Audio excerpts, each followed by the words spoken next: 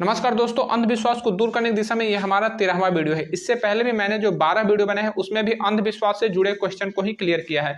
अगर आपने अभी तक उन वीडियो को नहीं देखा है तो उसे जरूर देखें ताकि हम लोग समाज से अंधविश्वास को दूर कर सके। देखिए, इसमें भी हम लोग 5 जो क्वेश्चन है इसको क्लियर करेंगे।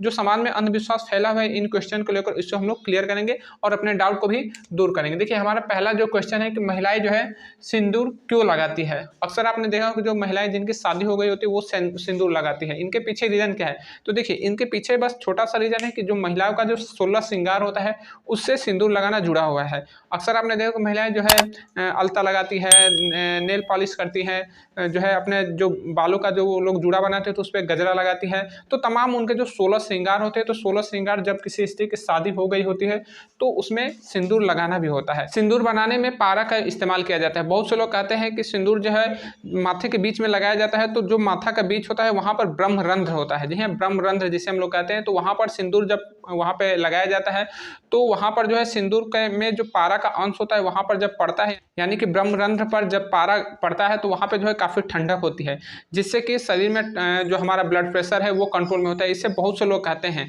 देखिए, इसके पीछे जो साइंटिफिक रीजन है ये नहीं है कि इससे जो है हमारा ब्लड प्रेशर कंट्रोल होता है। इसको तो बस एक बना दिया गया है कि महिलाएं सिंदूर क्यों लगाती है। तो बहुत से लोग कहते हैं कि महिलाएं सिंदूर लगाती है तो ब्रह्मरंध्र पर जब सिंदूर पड़ता है तो उसमें जो पारा होता है वो उनका ब्लड के कंट्रोल करता है। ऐसी बात नहीं है। देखिए, सिंदूर लगाने के पीछे सिंपल सा रीजन है कि वो उनके 16 श्रृंगार से जुड़ा हुआ है। बाकी इसके पीछे कोई साइंटिफिक रीजन नहीं है। दूसरा हमारा क्वेश्चन है कि मछली खाना शुभ क्यों माना जाता है। अक्सर आपने देखा हो कि कहीं पर शादी वगैरह होता है या किसी के घर में कोई मांगलिक कार्यक्रम होता है तो वहाँ पर मछली का भी जो है दावत दिया जाता है। बहुत से लोग जब वहाँ पर खाने खाने जाते हैं तो वहाँ पर देखते हैं कि मछली का भी व्यंजन रखे रहते हैं।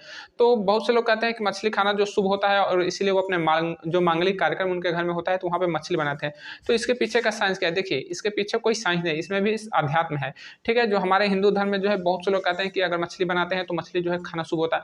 आपने यूट्यूब पर भी बहुत देखा हो कि बहुत से ऐसे जो कथावाचक है वो भी कहते हैं कि मछली खाना शुभ होता है। मैं कहता हूँ, देखिए, मछली खाना या फिर किसी भी जीव को खाना जो है काफ़ी ज़्यादा वो समझिए कि अशुभ होता है। क्योंकि देखिए, जब भी आप किसी जीव को खाएंगे तो आपके अंदर जो दया का भावना होगा वो तो पहले खत्म हो जाएगा। खाना सबसे बड़ा अशुभ क्यों होता है? लोग कहते हैं शुभ, लेकिन ये सबसे बड़ा अशुभ होता है और आपके सेहत के लिए सबसे ज़्यादा ये घातक होता है। क्योंकि जो मछली है वो जल में पाई जाती है और जल में अक्सर आपने देखा हो कि जो कोई व्यक्ति मर जाता है या फिर कोई जानवर मर जाता है तो जब उसका जल प्रवाह किया जाता है तो उसको नदी में जो है प्रवाह कर दिया जाता है। वहाँ पे जो मछली मौजूद रहती है वो उसके शरीर को खाती है।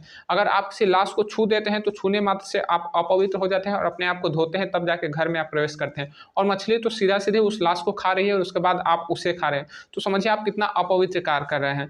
तो मछली खाना जो है कहीं से शुभ नहीं है। ये जो लोग कहते हैं कि मछली खाना शुभ है तो ये केवल एक मूर्खता है, बाकी इससे ज़्यादा कुछ नहीं है। लोग जो है अंधविश्वास है, इसमें अंधविश्वास के अलावा कोई इसमें साइंस नहीं है। ठीक है, नेक्स्ट है तिलक क्यों लगाया जाता है। अक्सर आपने देखा हो कि जो लोग होते हैं वो अपने माथे पर तिलक लगाते हैं। ठीक है, माथे पर जो है तिलक लगाते हैं। तिलक जो होता है वो अक्सर आपने देखा हो कि वो चंदन का होता है। चंदन जो कि काफ़ी ज़्यादा ठंडा होता है तो उसका जो है लेप बनाया जाता है और फिर माथे पर लगा लिया जाता है। इससे क्या होता है कि जो चंदन की जो ठंडक होती है वो माथे पर हमेशा बरकरार रहती है। अगर आप किसी कार्य को कर रहे हैं तो उसमें कार्य में जो है लगन होना जरूरी है। अगर कार्य को आप ठीक से नहीं करेंगे तो आपका कार्य सफल नहीं होगा। लेकिन कार्य करने का जो आपका तरीका होना चाहिए वो बिल्कुल शांत होना चाहिए। अगर आपके जो है कहीं क्रोध में है, कहीं गुस्से में है तो आपका कार्य जो है सफल नहीं होता है। इसीलिए चंदन का लेप लगाया जाए ताकि जो है माथा पे जो सर में है जो गर्मी ना हो, यानी कि लोग गुस्से में होकर कोई कार्य ना करे, उनके अंदर जल्दी से गुस्सा उत्पन्न ना हो, इसीलिए चंदन का लेप लगाया जाता है। बाकी इसके पीछे और कोई रीजन नहीं है। बस चंदन का लेप इसीलिए लगाया जाता है ताकि जो है माथे पर ठंडक बरकरार रहे। नेक्स्ट है, चंदन के वृक्ष में सर्प क्यों लिपटे रहते हैं। अक्सर आपने लोगों से के मुख से सुना हो कि जो चंदन के जो वृक्ष होते हैं, जो चंदन के जंगल होते हैं, उसमें काफ़ी ज़्यादा सर्प पाए जाते हैं, काफ़ी ज़्यादा मात्रा में सांप होते हैं। तो देखिए, ये केवल एक मिथ्या भ्रम है। बहुत से लोग कहते हैं कि चंदन के वृक्ष में सांप लिपटे रहते हैं, तो ऐसा नहीं है। अक्सर आप अगर जाते हैं छत्तीसगढ़ में, झारखंड में या फिर मध्य प्रदेश साइड में तो वहाँ पे चंदन के बहुत बड़े बड़े जो है बागीचे हैं। चंदन के पेड़ स्पेशली उधर ही ज़्यादा पाए जाते हैं। तो देखिए, उन बगीचों में अगर आप जाएंगे तो देखेंगे तो चंदन का जो वृक्ष होता है उसमें एक भी सांप नहीं लिपटा रहता है।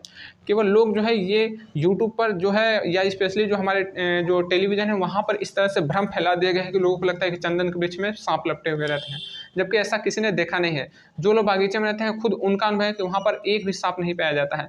और बाय द वे कोई किसी चंदन के वृक्ष पर सांप अगर मिल गया तो ये तो नॉर्मल, जो जंगल में आप जाते होंगे या फिर अपने बगीचे में, तो वहाँ पर भी पेड़ पे कभी ना कभी सांप दिख जाते हैं। इसके पीछे रीजन होता है कि जो पेड़ पे जो पंछी घोंसला लगाए होते हैं, तो सांप जो है उनके अंडों को खाने के लिए ऊपर चढ़ जाता है। बाकी सांप जो है चंदन के वृक्ष से नहीं लिपटा रहता है। अक्सर आपने देखा हो कि जो है आपके जहाँ पे चमेली का फूल लगाएंगे या फिर रातानी का फूल लगाएंगे, वहाँ पर जो है कभी कभी सर्प मिल जाते हैं।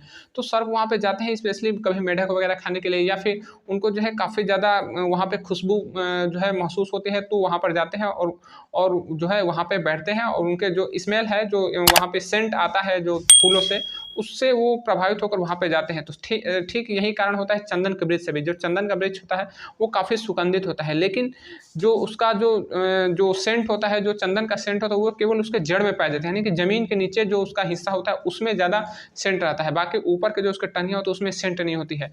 तो कभी भी सांप जो है वो जड़ में नहीं पाए जाते हैं, बस वहाँ पर वो चंदन के वृक्ष के आसपास पाए जाते हैं, बहुत रेयर केस में। तो हो सकता है वो चंदन का वृक्ष जो है ठंडा होता है, तो कभी वो ठंडक पाने के लिए वहाँ पे पहुँच जाते हैं, या फिर चंदन का जो है सेंट कभी उनको प्रभावित करता है। लेकिन ये कहे कि हमेशा चंदन के वृक्ष से सांप लिपटे रहते हैं, ये बात गलत है।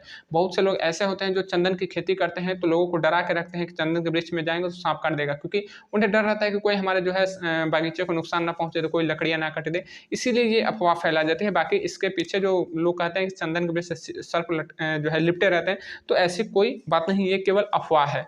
नेक्स्ट है, देवी देवताओं को बलि क्यों दी जाती है। अक्सर आपने देखा हो कि जो हमारे हिंदू धर्म में कुछ लोग होते हैं जो कि देवी देवताओं को बलि देते हैं। कुछ क्या, बहुत ज़्यादा लोग ऐसे होते हैं जो कि अपने देवी देवताओं को, जो उनके घर के इष्ट देवता होते हैं, उनको वो लोग बलि चढ़ाते हैं। बलि स्वरूप वो मुर्गे के बलि देते हैं, या फिर बलि स्वरूप वो बकरी के बलि देते हैं, या फिर कहीं कहीं तो इंसान के भी वो लोग जो है किसी के घर का बच्चा चुरा लेते हैं, वहाँ पे बलि दे देते हैं।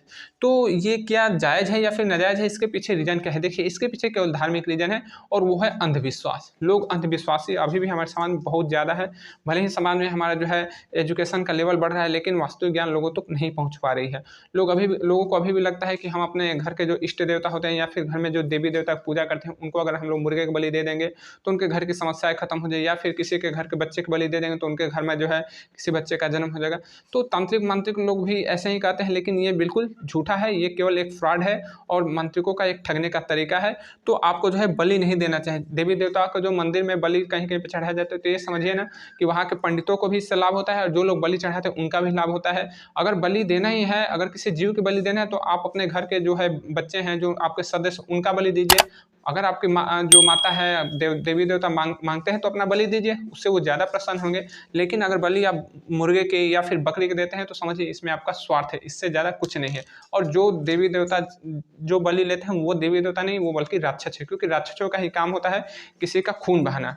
तो आपने इन 5 क्वेश्चन जो थे इसका मतलब समझ लिया, और मुझे उम्मीद है कि आपको हमारा वीडियो, जो हमारा जानकारी है, वो पसंद आई है। अगर आपको ये जानकारी पसंद है तो अपने भाइयों को भी शेयर जरूर करें, ताकि उनको भी सटीक ज्ञान मिल सके। तो मिलेंगे अगले वीडियो में, तब तक के लिए जय हिंद।